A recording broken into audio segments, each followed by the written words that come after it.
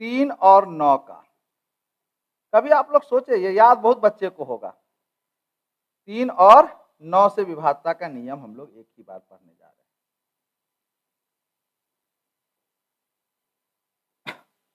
Digital सम भी एक class अलग से लेंगे, बहुत बच्चे कहते रहता है। बात समझ में आया? विभाज्यता का नियम हम लोग उस चीज को थोड़ा समझने की कोशिश करते हैं जो बचपन से रटते आए हैं। यदि किसी संख्या के अंकों का योग 3 से पूर्णतः विभाज्य हो तो वह संख्या 3 से पूर्णतः विभाज्य होती है, या फिर 9 से पूर्णतः विभाज्य होती है। यदि अंकों का योग 9 से पूर्णतः विभाज्य हो तो संख्या 9 से होती है। ये कभी सोचे कि ये कैसे लोग बनाया होगा या नियम का कारण कहाँ पे है? तो पहले हम लोग नियम देख लेते हैं, उसके बाद इसका प्रूफ भी देखेंगे कि कोई अपनी मन से तो कह नहीं दिया होगा कि यदि ऐसा हो तो ऐसा होगा। बात समझ में आया? तो हम बार बार कहते रहते हैं कि बहुत सारे स्टूडेंट आते हैं कि 2 महीना 4 महीना चक्कर में क्या होता है कि वो बरसों का बरसों लगा लेता है, बाल सब उड़ जाता है। तो एक बार ढंग से पहले कॉन्सेप्ट समझिए, फिर क्वेश्चन, फिर दोबारा आपको टॉपिक पढ़ने की आवश्यकता नहीं पड़ेगा। बात समझ में आया? वैसे भी हम बेसिक और कॉन्सेप्ट के लिए जाने जाते हैं कि 0 से उठाते हैं और हाईएस्ट लेवल तक हम टॉपिक को लेके जाते हैं। नहीं तो अगर आप रेगुलर क्लास कीजिएगा तो बेहतर रहेगा। अब पहले नियम लिख लेते हैं दोनों को एक साथ ही।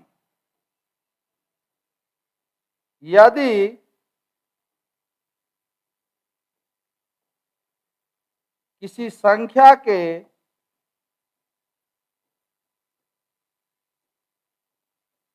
यदि किसी संख्या के अंकों का योग, यदि किसी संख्या के अंकों का योग 3 या 9, 3 रहेगा तो 3 और 9 रहेगा तो 9, 3 या 9 से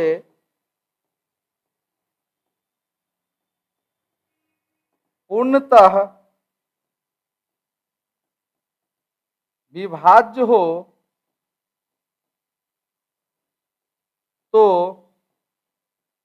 वह संख्या 3 या 9 से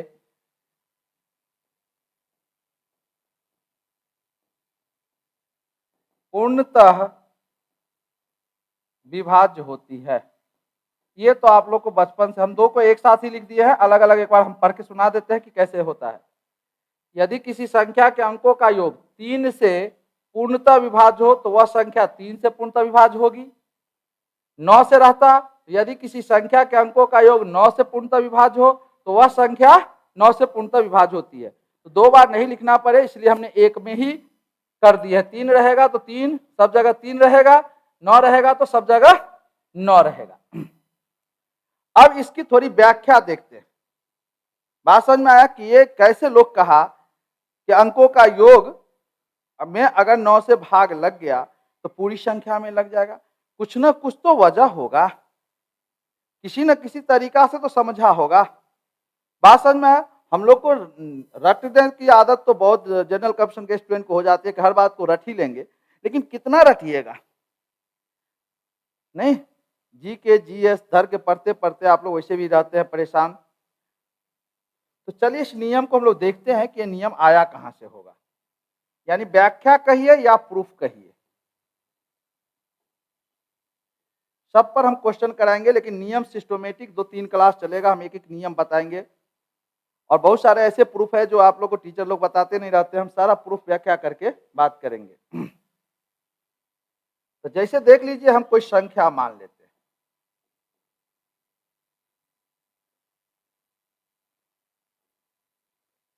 बात समझ में आया?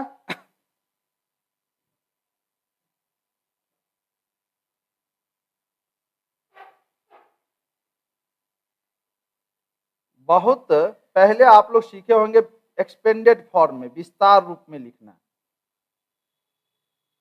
इसको ऐसे लिख सकते थे,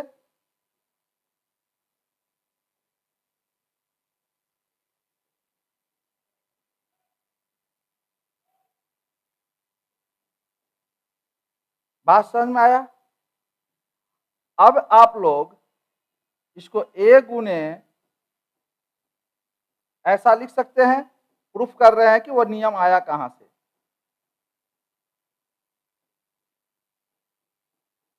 बहुत चीज बचपन से देखे होइएगा, लेकिन रटा हुआ है, कभी सोचे थे कि नियम कहां से प्रूफ होता है, कैसे क्या है। अब थोड़ी सी अलजेब्रिक कॉन्सेप्ट पर आइए, इसको हम लिख सकते हैं इतना ए बी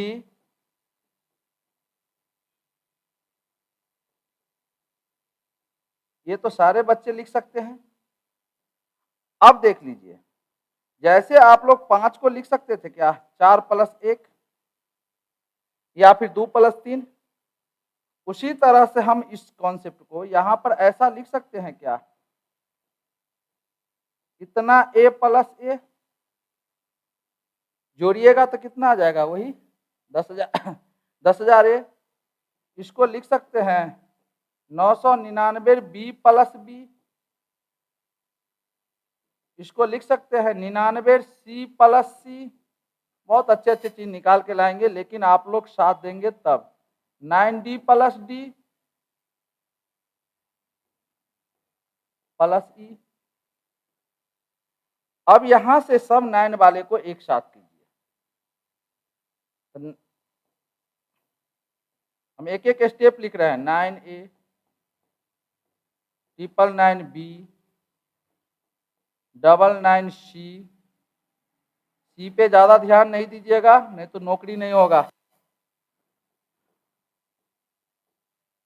डी, अब प्लस देखिए ए बचा हुआ है बी सी, यानी ए + बी + सी, जगह नहीं है डी, अब + ई। अब यहां से देख लीजिए, इसमें से 9 कॉमन ले ले हम लोग,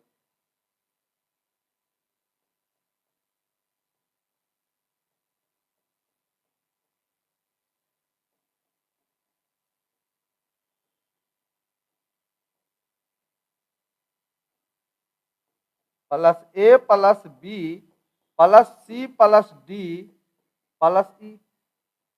अब जो संख्या यहां देखिए, इसको 9 को हम 3 × 9 3 × 3 लिख सकते हैं। बात समझ में आया।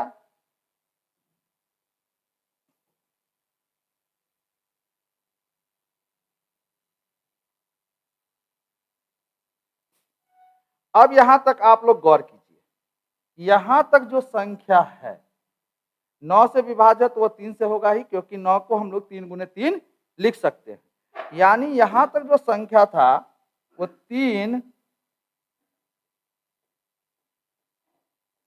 और 9 से पूर्णतः विभाज्य है। अब मासला फंस गया कहां पर, यहां पर। यहां तक मेरा जो संख्या था वो 3 से भी विभाज्य था और 9 से भी था। अगर अब a + b + c + d को जोड़ दे, योगफल अगर 3 से विभाज्य होगा तो 3 से विभाज्य और +3 से विभाज्य, दोनों को जोड़ेंगे तो हम शुरू में ही कहे हैं कि पूर्णतः विभाज्य संख्या का जोड़ या घटाव या गुना जो होता है वो हमेशा पूर्णतः विभाज्य संख्या ही प्राप्त होगा। अब ये चीजें और a + b + c + d है क्या, तो अंक है संख्या का। बात समझ में आया। मतलब यहां तक पूर्णतः विभाज्य था।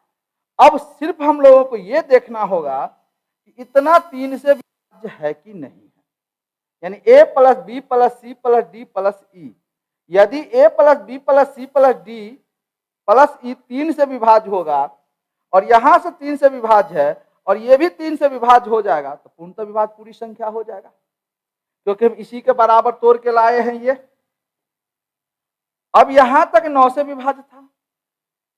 अगर a + b + c + d + e अगर 9 से विभाज्य हो गया तो 9 से विभाज्य संख्या और +9 से विभाज्य संख्या, परिणाम जो होगा योगफल वो 9 से विभाज्य ही नहीं होगा। बात समझ में। यानी कि यदि a + b + c + d + e 3 या 9 से पूर्णतः विभाज्य होगी तो यह संख्या पूरे विभाज्य हो जाएगी। और a + b + c + d + e है क्या, a b c d क्या है, यहाँ पर मेरा अंक है। तो बच्चों को इतना नहीं प्रूफ करके, ये शायद किताब से में आप लोग देखते भी नहीं होइएगा, हम लोग इतना से नियम बना लिए कि अरे अंकों का योग ही अगर हम लोग चेक कर ले तो चेक हो जाएगा। बात समझ में आए? ये नॉलेज के लिए और कॉन्फिडेंस के लिए। हाँ, ये नियम सब आप रट के भी सवाल बना सकते हैं, लेकिन जब ज्योमेट्री, ट्रिगोमेट्री, अलजेब्रा सब जब पढ़िएगा तो जो लोग क्वेश्चन भी बनाते रहते हैं, जब तक आपको कॉन्सेप्चुअल पता नहीं होगा, जब ज्योमेट्री का एक एक थ्योरम से प्रूफ नहीं पता होगा, तो फिर वही ज्योमेट्री जो आप लोग का एक कंप्लेन होता है कि ज्योमेट्री का क्वेश्चन नहीं बनता, इस तरह का चलते रहेगा। और हम कल भी समझाए थे सर पिछला वीडियो में कि मैथ जो है वो 5 रास्ता है, वो रास्ता में से कोई भी अगर आप ड्रॉप करेंगे तो मैथ क्लियर होने वाला नहीं है। बात समझ में आया? तो अब हम लोग इस नियम को समझ गए, या लिख भी दे, चलिए थोड़ा लिख देते हैं क्योंकि हम सिस्टोमेटिक पढ़ाने का बहुत पसंद करते हैं। यदि a plus B plus C plus D plus E plus E 3 या 9 से पूर्णतः विभाज्य हो तो ABCD जो संख्या था तो इतना 3 या 9 से पूर्णतः विभाज्य होगी। अब इसी को जनरल रूल हम लोग बना लिए थे, पूर्णतः विभाज्य होगी। ये मेरा अंकों का योग था, इसलिए हमने अंकों के योग का नियम बात किए थे। तो 3 और 9 के विभाज्यता का नियम आप लोग समझ गए? बात समझ में आ रहा है कुछ कुछ?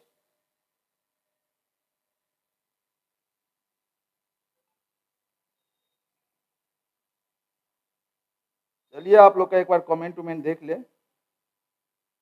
भूपेंद्र,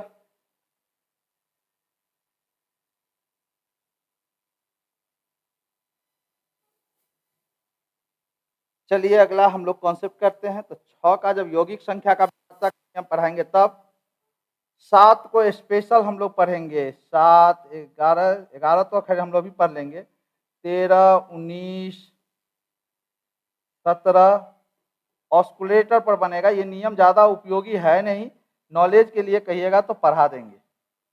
बात समझ में? हाँ, कुछ खास प्रॉपर्टीज है ये सब देखेंगे, लेकिन ये जो 13, 17 सब ऑस्कुलेटर पर डिपेंडेंट है तो उसको देखेंगे। 6 को हम लोग यौगिक संख्या के, और जब यौगिक संख्या का स्पेशल पढ़ाएंगे तो 6 को उसमें लपेटेंगे। तो आपको 2 हो गया, 3 हो गया, 4 हो गया, 5 हो गया, 7 हम लोग अलग से देखेंगे। जो एक साथ अभाज्य संख्या के विभाज्यता का नियम में वैसे एक कहिएगा तो 7 हम लिख देंगे, लेकिन वो आप क्वेश्चन कीजिएगा कि सर दोगुना क्यों घटाते हैं, तो हम एक बार ही ऑस्कुलेटर सिस्टम ही समझा देंगे। आप 19, 17, 23 सब का बना सकते हैं अपने मन से कि किस विभाज्यता का नियम क्या होगा। 8 कर दिए, 9 कर दिए, 10 के विभाज्यता के नियम में कोई जान है नहीं। 11